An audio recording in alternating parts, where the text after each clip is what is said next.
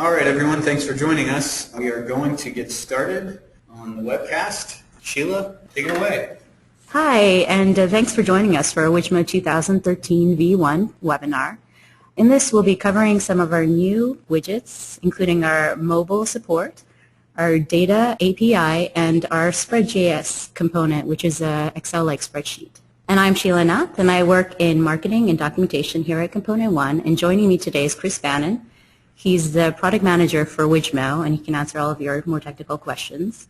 And speaking of questions, feel free to ask questions throughout the webinar, and we'll try to get back to you and answer them towards the end. And just some background about Wijmo. Wijmo are UI controls for HTML5 and JavaScript. And the advantage of Wijmo is that they work everywhere. Any server environment, IE6 to mobile Safari. We have grids, charts, and over 40 other widgets, great visualization tools. And they're built by Component One. And Component One has 20 years of experience behind us in UI components. The UI is built on standards. We have strict HTML5 compatibility.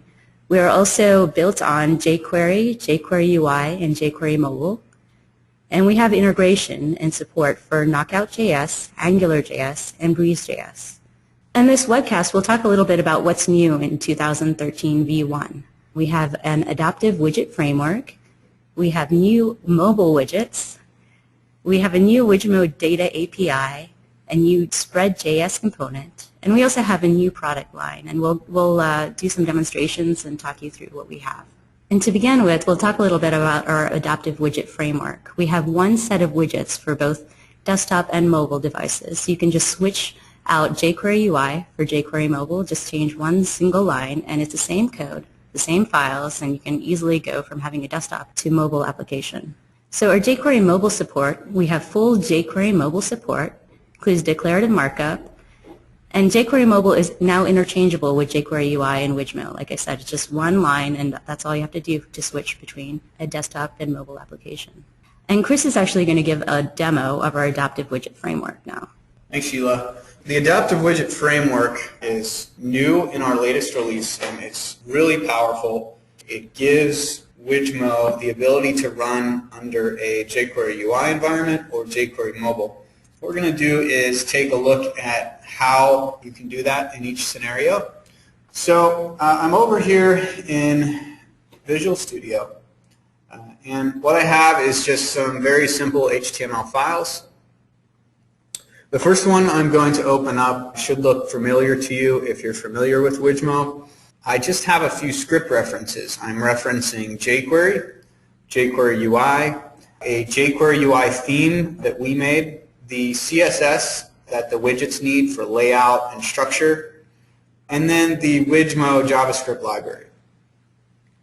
If I scroll down in the document, you'll see that I have two div tags, one for a calendar, the other for an accordion. The accordion markup's a little more complex, but the accordion expects to have a certain markup when it's turned into a widget so that it can build its own content and panes. So the way we would turn these into widgets is inside of a document.ready function.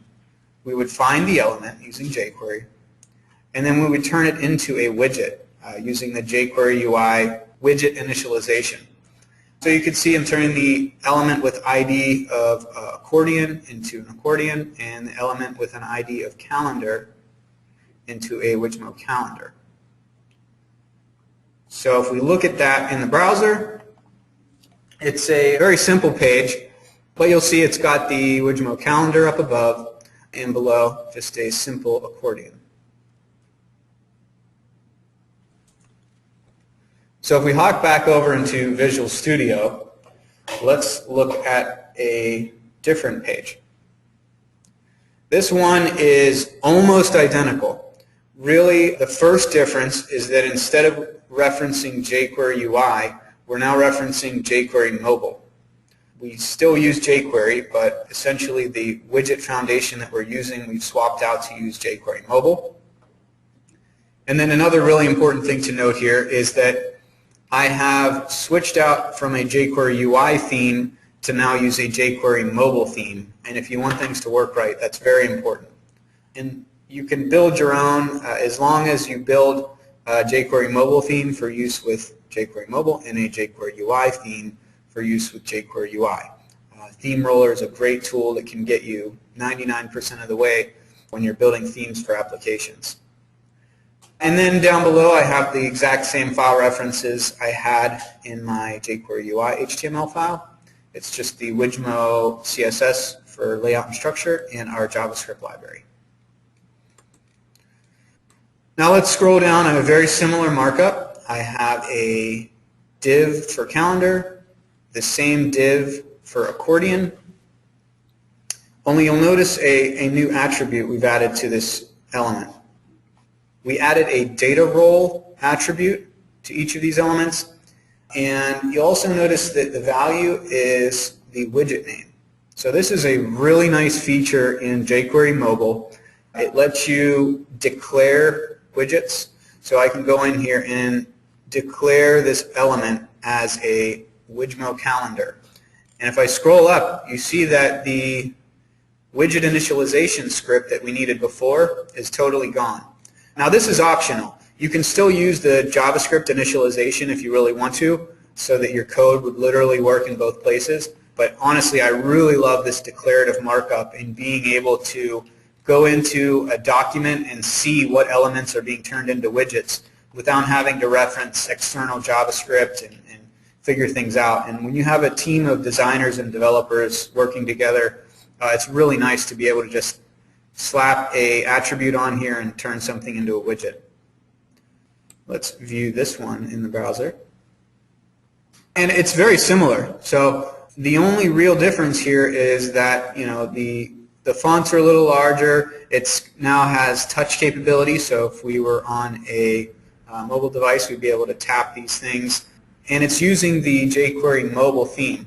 You also notice as I shrink it down to like a phone size, everything will size with the window.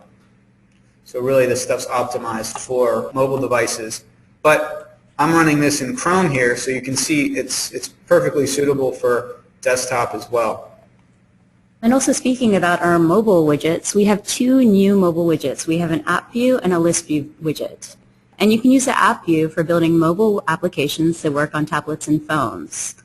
And it includes built-in AJAX navigation, and it automatically responds to different screen sizes.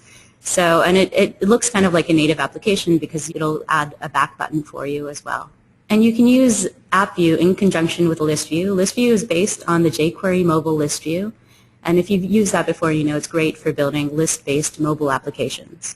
It has features including AJAX navigation, forms, inputs, buttons, nested lists, and more. And Chris is going to give a demo of how you can use AppView and ListView together. All right, thanks, Sheila.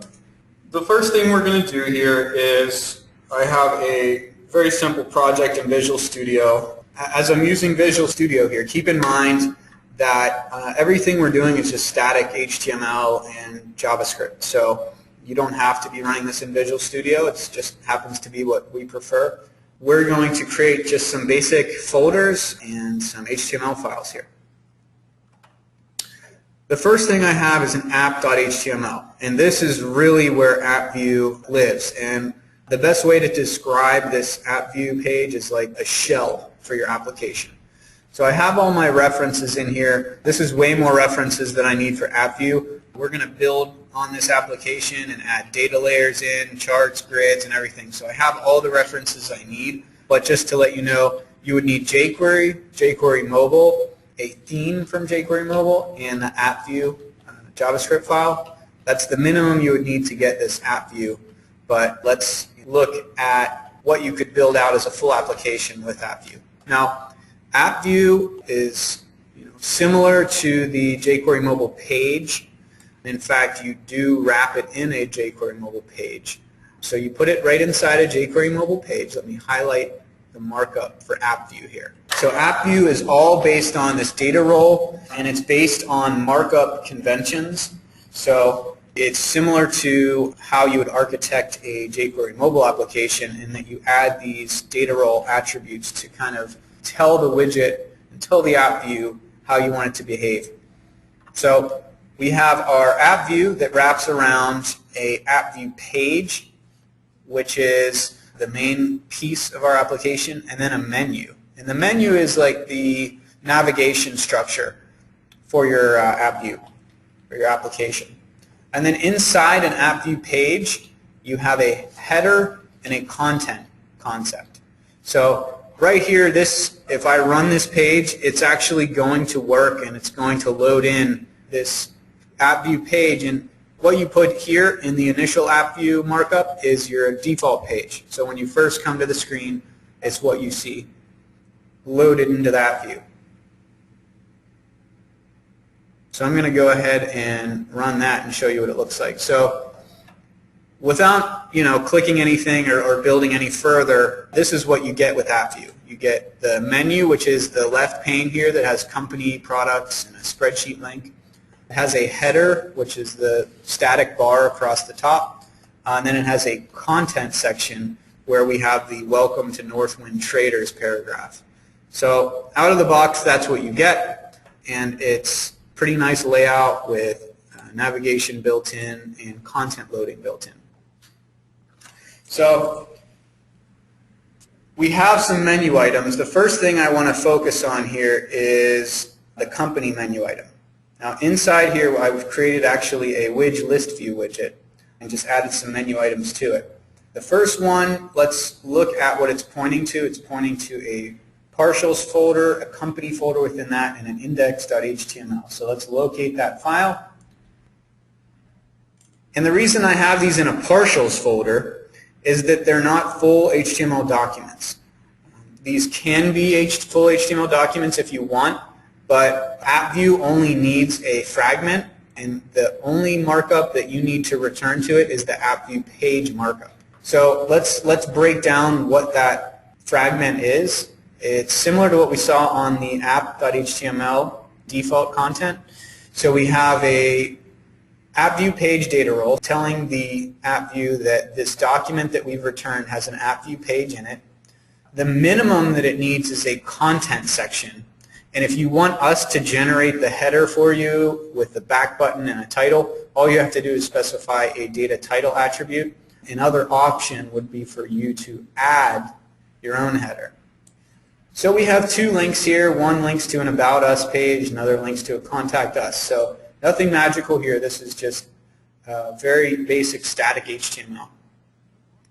So here is the contact.html form that we're linking to from index.html. You can see that I've added a header this time, and I've added my own back button. Now you can put your own logic in here. If you want it to go to a different URL, it's possible. You can put whatever you want in the header. You can add custom buttons, and we'll look at that later. And then below you can see I have a content section where I'm just listing phone number and an email address that are clickable on a mobile device. Before I talk too much further, let's take a look at the results here. So if I click company, AppView does a AJAX request to load in that fragment, and then it finds the content section, which is the About Us and Contact Us. It finds the title, which is company, and it automatically adds the back button for us. So we can hop back to the main screen, which is really handy. So let's click Contact Us, because that's what we looked at. And then I just have a very simple phone number, email. Those are clickable on a phone that would trigger the email app or a phone app to launch. I can click back. One of the best features of AppView is that it's responsive. So let's say you want to build this application and you want it to have this style layout on desktop and tablets, but you want it to still work on a phone. Let's take a look at that. Take this page, open it up in an emulator. This is the initial screen that you would get. You'll notice that it's now a single column. I don't have the two columns anymore because you're on a phone and it doesn't make sense to have those two columns. Now when I click, it's actually replacing the whole content section, but I still get the back button, so I can always get back to the main menu. And I can drill down as far as I want, go back. And if I hop over to the browser and resize the browser, you'll see the same thing happens. So it doesn't matter if you're on a phone or just on a small screen, this app view will automatically adapt. So really, really nice feature, and it's great for building applications because it has Ajax loading in of partial content, which is really critical in single-page applications. It has a responsive layout for tablets, phones, and desktops, so it's really powerful. App view, I can't speak highly enough about it. Thanks, Chris. Another great new feature is our new Wijmo Data API, and this underlies all of our Wijmo widgets. It's a lightweight data API, and Grid uses it for all its data operations. And it supports local arrays or remote data, very easy to extend, and actually we even provide data adapters for Breeze.js, arrays, and Ajax, including JSONP.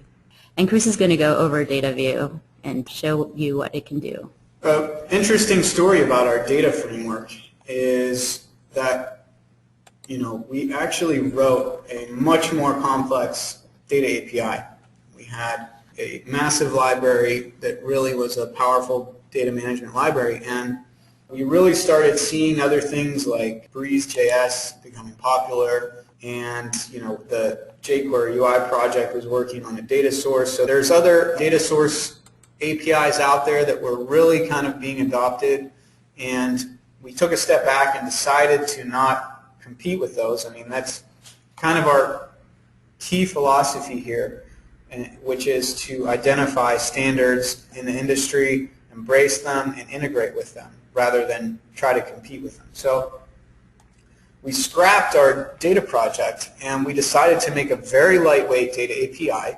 And what we ended up with was an interface that things like our grid will honor, and if the data adapter implements it, you can just plug this data source right into our grid or other collection widgets. So what we have is a data view concept, and we provided some data adapters for Breeze, for example, since that was a really popular library. We wrote our own very basic Ajax data adapter. We have an OData data adapter, and we have a array data adapter. So if you want to work with just data on the client in memory, you can do that as well. And all the internals of Grid got rewritten so that they're using the data API. So if you write your own adapter, you'll actually be able to control how the Grid sorts, filters, and everything through your data source of choice. Let's take a look at how we would go about using the data API. You don't have to use it with our grid, but really we kind of designed it around our grid needs because that covers most of the common use cases for a data API. So let's look at our second menu item in the app.html file. We're going to keep building on this application. This time I'm working in a products folder. Now you don't have to follow this structure, I just find it a nice way to organize app view applications. And I have an index page again. If we look at that, it's very similar to our other index page. It's just pointing people to other HTML files.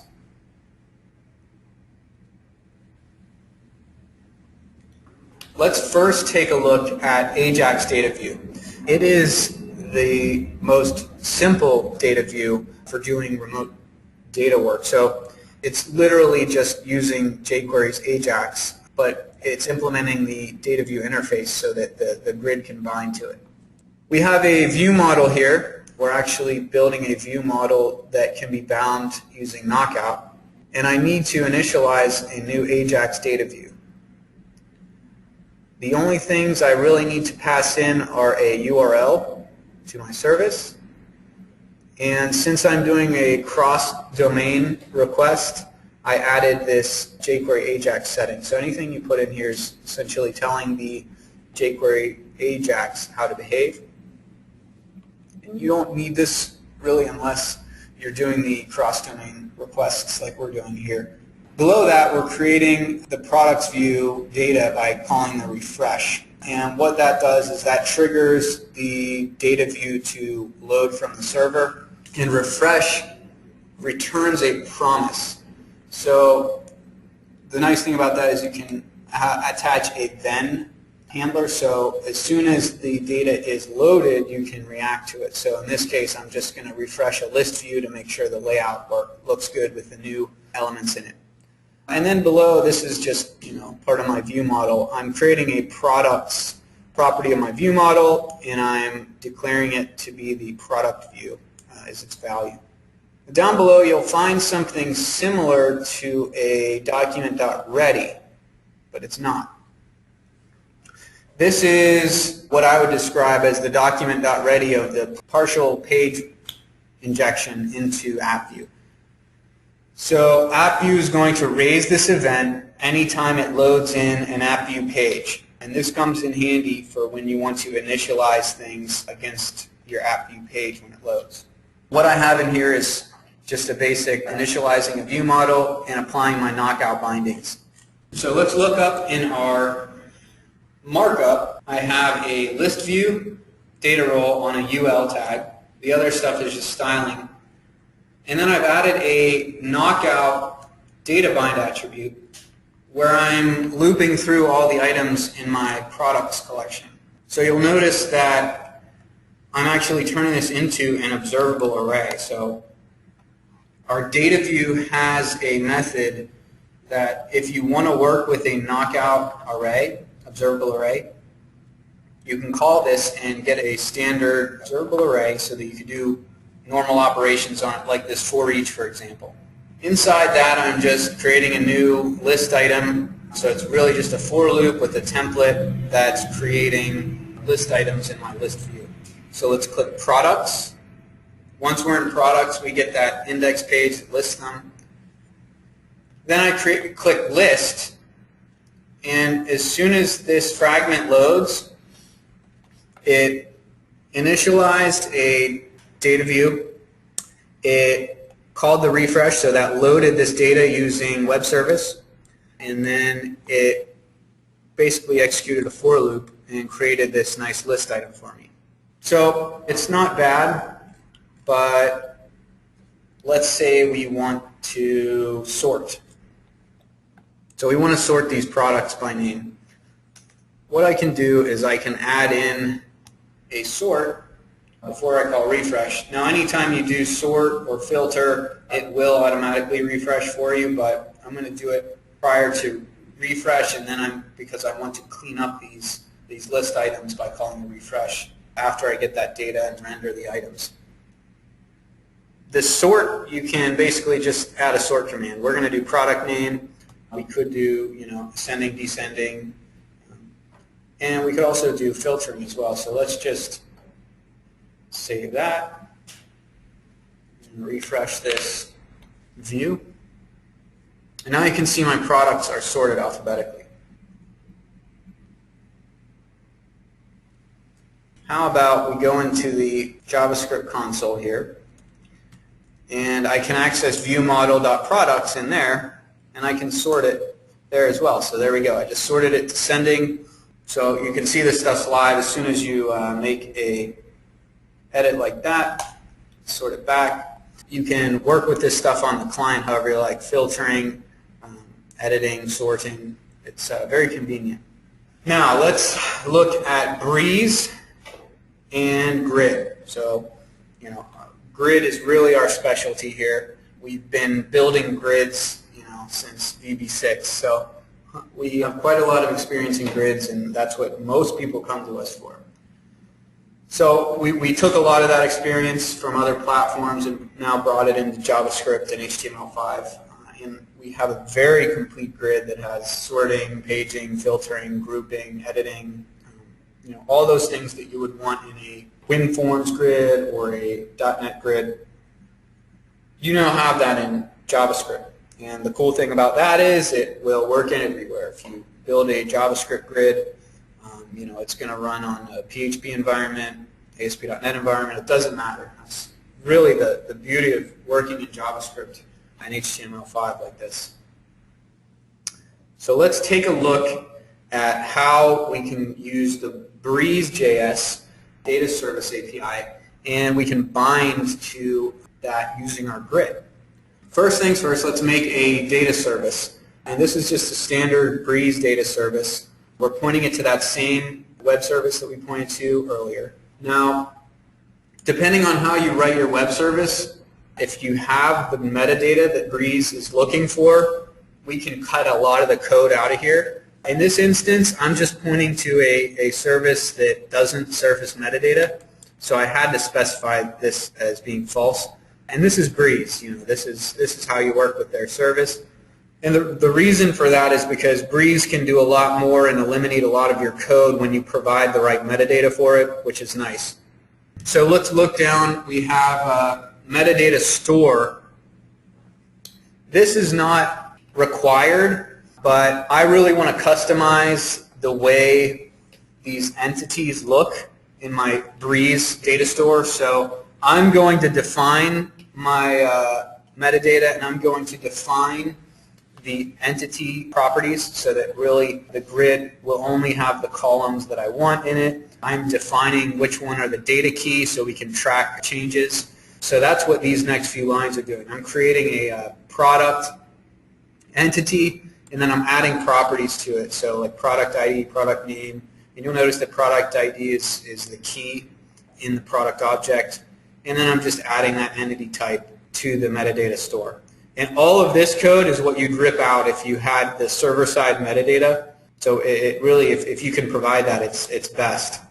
Then I need a manager, so a Breeze entity manager, and that just manages the requests to the server, caching, etc. So I create a new manager, and now we're getting down to the Wijmo part. So that's all just Breeze out of the box. We're creating a product view similar to what we created in our other screen, only instead of doing an Ajax data view, we're doing a new wijmo.data.breeze data view. And instead of passing in a URL, we're actually passing in the entity query and the entity manager. So that's the minimal that you need to pass into the Breeze data view.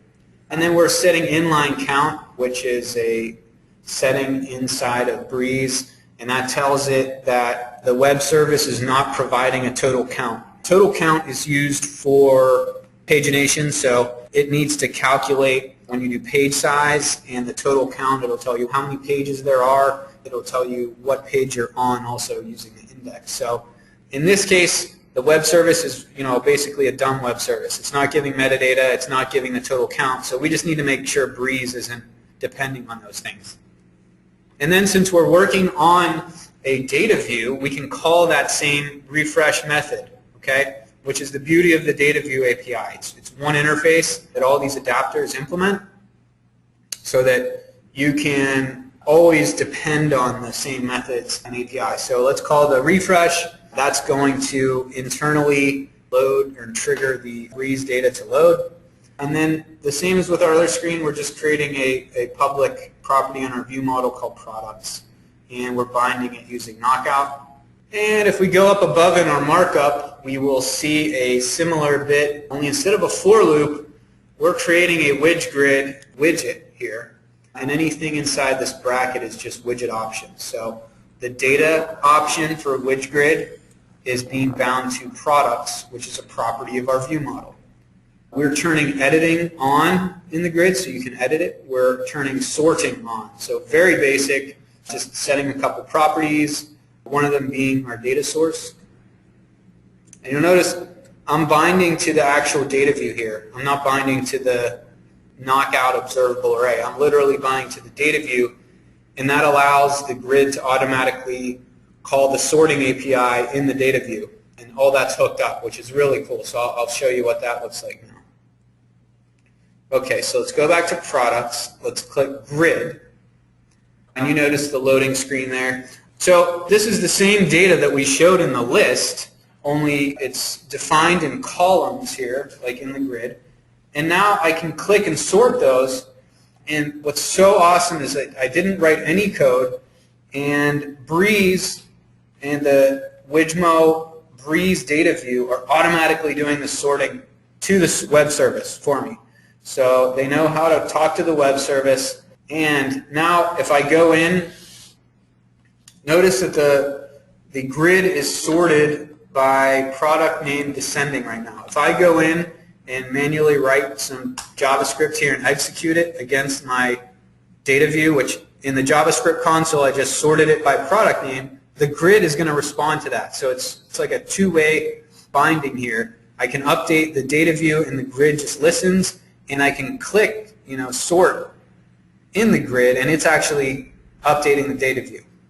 Another thing we can do here is filter.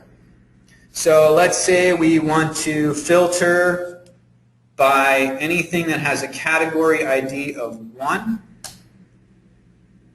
I hit enter, and now the data view is filtered. And you'll see only stuff with a 1 in the category ID column is loading in. So really very powerful stuff, but the beauty of it is that our API is very lightweight. We do have the Breeze.js adapter if you want to use that, or you can write your own, or you can just use the plain old Ajax adapter. So it's really lightweight stuff, and our grid just automatically talks to it, which is very nice. And the last one I'm going to look at pretty quickly here is this is the exact same code that I had on that list.html page, only it's a chart. So we can also bind the bar chart to that same product collection, and you can see I have the x-axis is bound to product name, the y-axis is bound to units in stock. So if we click products, charts, and here we go, we're loaded into the chart using the data view. I can sort by product name again, and it's going to reorder those. I can sort by product name descending, it's going to reverse them. I can sort by units in stock. So this is really powerful. And imagine that you had multiple controls bound to this, so you could sort the grid and the chart would update. In this case, I'm resetting the data with every one of these app view loads, but essentially you could be storing this in memory, and all these views could be using that same data view, which would be really neat. And now I guess we're going to talk about SpreadJS. SpreadJS is our brand new widget, and it's available in Wijmo Enterprise. It's a comprehensive spreadsheet component that combines grid capabilities, and that includes things like filtering and sorting, anything that you would find in a grid. It's designed to present and create forms, dashboards, documents, data-bound reports. And like all of our widgets, it's built on HTML5 and jQuery for the web and mobile platforms. And if you know Excel, you know SpreadJS. It has a lot of great features like formula support and everything you would expect from Excel. And Chris is going to give a demo of SpreadJS and show some of the runtime capabilities as well. Okay, so let's go back into our famous Northwind Traders application now. I'm going to reference app.html one more time. And let's say, for example, that somebody wants to add a spreadsheet into your application. Now, in this scenario, we don't really want the spreadsheet to be part of this, mobile tablet-looking application. We want it to load in a new window, and we want it to be like a full-screen spreadsheet. So you can do that in AppView by adding a couple attributes. One, you can add data AppView page false if you want the menu item to be ignored by AppView so that it will not load the content in with Ajax. And then if you want to open it in a new window beyond that, you can add a target blank. So that's just a nice convention in AppView so that if you do need to break out of the AppView and you don't want your links to be hijacked and you don't want the Ajax navigation, there's an API for that as well. So we linked to a file called spread.html. Let's open that and take a look at what we have. Now, Spread is currently using jQuery and jQuery UI. It is not yet compatible with jQuery mobile, so that's just something to note. Most of our widgets are so far, but this guy's brand new, and it's actually a pretty unique widget. We'll talk a little bit about how it works, too. So we have yet to support jQuery mobile in that one, so we're going to use jQuery, jQuery UI. We have a jQuery UI theme. We are referencing Wijmo, and then beyond that, we're referencing the Spread JavaScript and CSS files. You'll notice a div tag. I have some attributes set. Those are not required. You could write them in a separate CSS file if you want, but for simplicity's sake, they're just right here in line. We're just making a div that's 500 pixels high and has a gray border on it. And just like we did in our other file, we have a document.ready, and we're going to find the element using ID. So if we look down, we have a div with ID of SS. We're turning it into with spread, and we can set our options in here like sheet count. And I want to have 2 spreadsheets in my sheet tabs when this runs. And then I'm just going to call the init spread method. So let's hop over and click spreadsheet. And you'll notice that it did open in a new window. So now we're in a new window. We kind of have the spreadsheets taking up the full screen.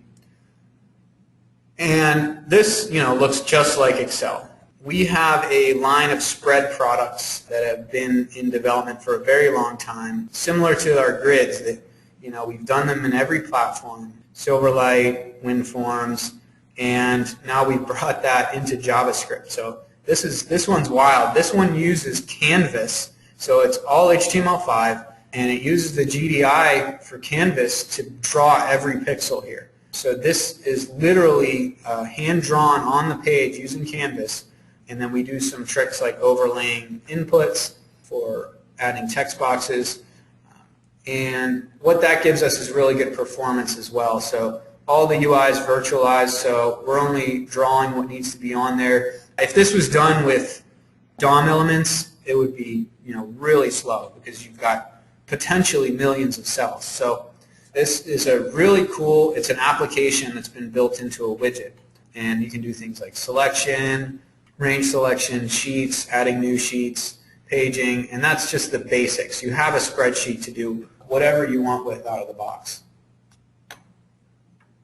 So what I'd like to do is take a look at some more common features in Spread.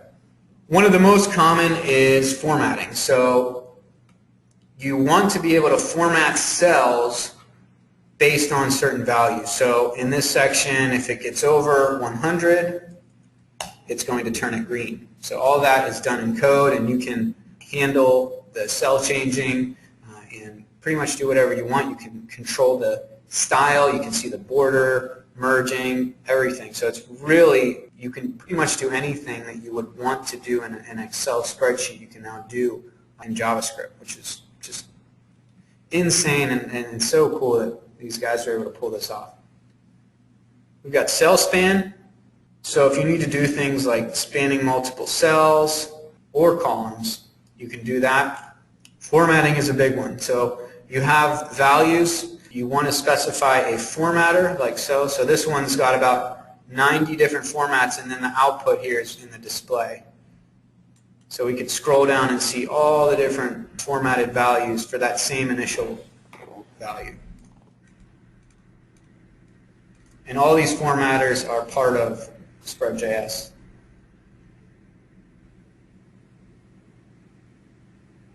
Date formatter.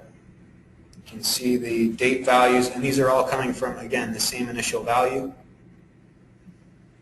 And then just some standard formatters. Range grouping is a really nice feature. So you can, just like Excel, you can group ranges of rows. Not only that, but you can group columns as well. So that's something that's really unique to spreadsheets. You sometimes see row grouping in grids, and we have that in our grid, but as far as column grouping and ungrouping, we definitely don't have that. It's a very tricky one to pull off. And again, this is modeled after how Excel does grouping as well. So let's look at a couple use cases. We have an employee editing form. So this is just like some employees in the Northwind database. I want to go in and I can edit them. I can drop down if I want to sort them by their first name. I can. Sending. We can filter. So if they have an S, show them all. I can also search. So let's do SA. So anything matching the SA criteria got highlighted. You can highlight it however you want. Now here's a very complex spreadsheet. I mean, it almost doesn't even look like a spreadsheet. Just shows you the power of SpreadJS and just how customizable it is. This is a 1040 tax form built with SpreadJS so that I could go in and actually make a data entry form for someone to use to build a tax form.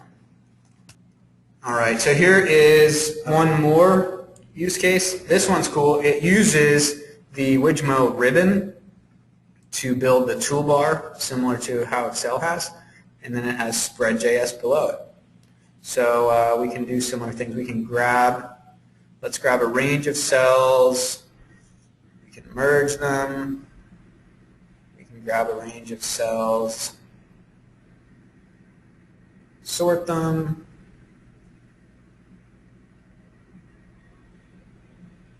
And this is a fun one. So you can even choose themes. So we can choose different themes. And the cool thing about SpreadJS is that it honors the jQuery UI theme. So any theme you're using with Wijmo, SpreadJS will just use. So it's really cool. Another demonstration we'll be giving is a mobile CRUD application. We'll show you how easy it is to collect and manage data in using Wijmo. This application is really testing AppView, and can you build a full CRUD application with it? So it's almost an out-of-the-box ASP.NET MVC project. I'm not going to get into too much detail here just because we can't really show MVC and how to build applications. But just the big guys is in layout.cshtml, I essentially have that shell, that AppView page layout in there so that it's essentially what I had in the app.html file for our Northwind application. So you can see I've got my references, and instead of putting static content in there, I'm actually loading in sections like header, and I'm using render body. And if I look in, I have this to-do list set of views, and these are just CRUD views, and very, very standard CRUD views. The only thing different is that I marked them up to use the markup that AppView and ListView need. So before I dig in too much further, this is my to-do list or task application. If I click tasks, it's going to load in the list or the index view with all my tasks in it. I can click to view details for a task. I can delete it. I can edit a task. When I edit it, I'm going to come up with some really nice inputs. So I have a slider. I have the on-off button. And what's really cool is when I go down into a font size, again, you see that everything's put into a format that works. The labels now are up above the elements. I have save and cancel up here, so I can cancel out of that and go back. Add a new item. If I try to click save, I'm going to get validation, cancel, back. So that's the power of AppView, and yes, you can use it to build really nice CRUD applications, and this one's just turned out awesome. So if we delete one, we can confirm, cancel, and all this is just using almost what you would get out of the box in MVC. Very, very easy to use stuff. Thanks, Chris. And now we'll talk a little bit about our new product line. We have Wijmo Professional, and that was previously called Wijmo Complete. It's now a subscription service, so you can always get your updates. We have 40 plus widgets, and that includes our grids, charts, gauges, all our data visualization tools, menus, and so on. We also have Wijmo Enterprise, and this is Wijmo Professional plus SpreadJS. And this is also a subscription service.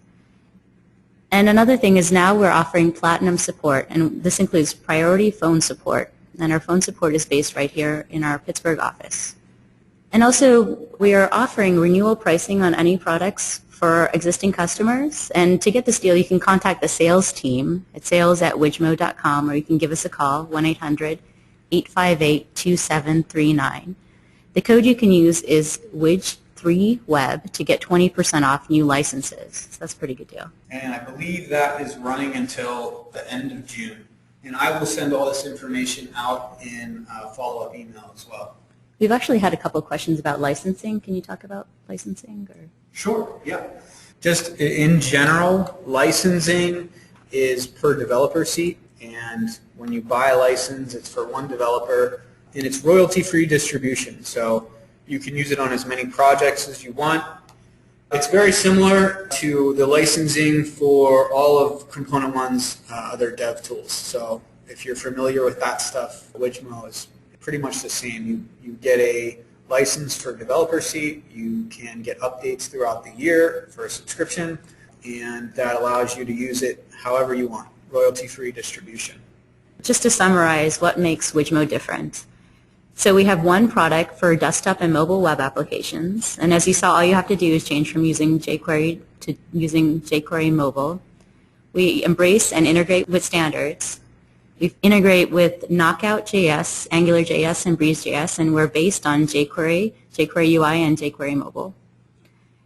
And we also now offer the SpreadJS component, which is a more enterprise-ready component. Another offer that we thought we'd mention is that there's actually a Wijmo book. It's called Wijmo Widgets How To, and it's published by Pack Publishing. And right now they're offering a 25% off coupon if you're interested. And you can go to the Pack Publishing website and enter the code MREWW25. Question about the Wijmo MVC4 template. Does it work in VS 2010 or just VS 2012? The MVC4 Wijmo template currently works in 2012. We're trying to get it to work in 2010 also. So sometime in the near future we'll have the 2010 compatible version. A couple questions about AppView. Can you stack pages in AppView? Yes, you can. So if you want, you can use embedded pages if you don't want to do like, AJAX requests, and for those static files, for example, if that's, seems silly and you don't want to have those in separate files, you could certainly use embedded pages. We have a sample in our Mobile Explorer on our demos page that actually shows you how to use embedded AppView pages. Can you change the size of sections in the AppView? Yes, you can. The AppView layout is done with CSS, and it uses media queries.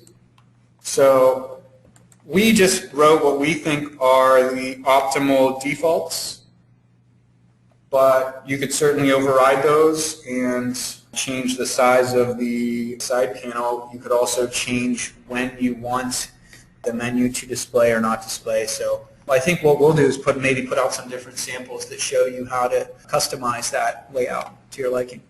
We had a question about browser support. It does support IE6, is that right? Yes. Yes, we do support IE6.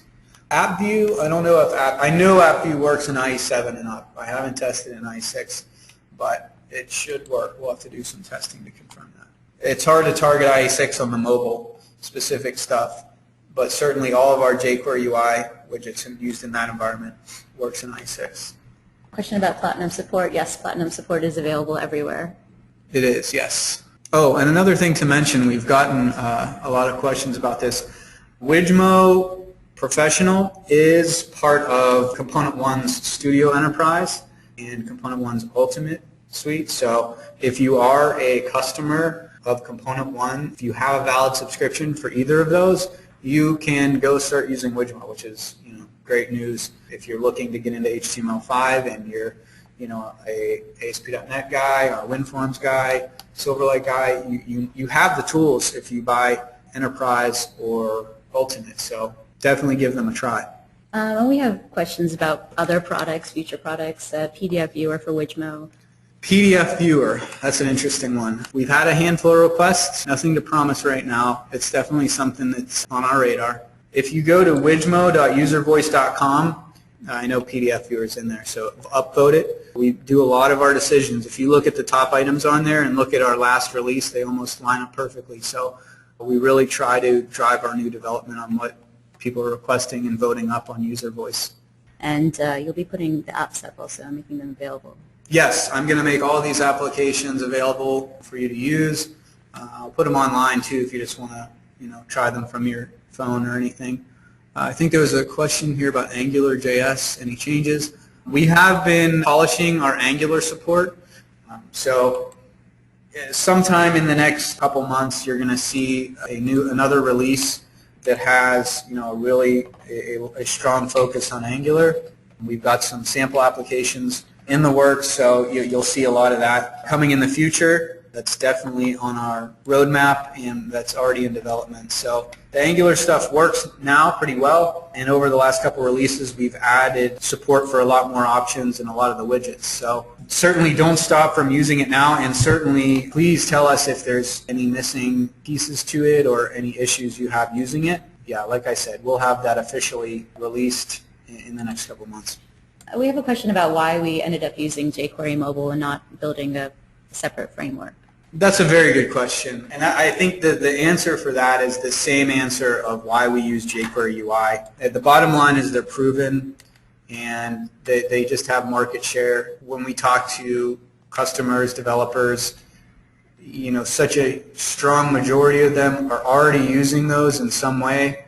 So what we do is we build on top of them, and we improve them if we can. For example, AppView, for example, is a perfect scenario of where we saw a need. We really liked jQuery Mobile as a foundation, but we thought, you could have a better architecture with faster AJAX-loaded navigation, and you could build a single app that worked on tablet and phone quite easily. So that's why we built AppView. So we like to kind of come in and build on top of the frameworks people are already using. I mean, if you look on buildwith.net, you'll find that jQuery, jQuery UI, and jQuery Mobile are the top used libraries. So really, people at your company are already using it. They already know how to use it. And if we can improve it and make it even better and bring the tools to that you need, I think that's a good combination.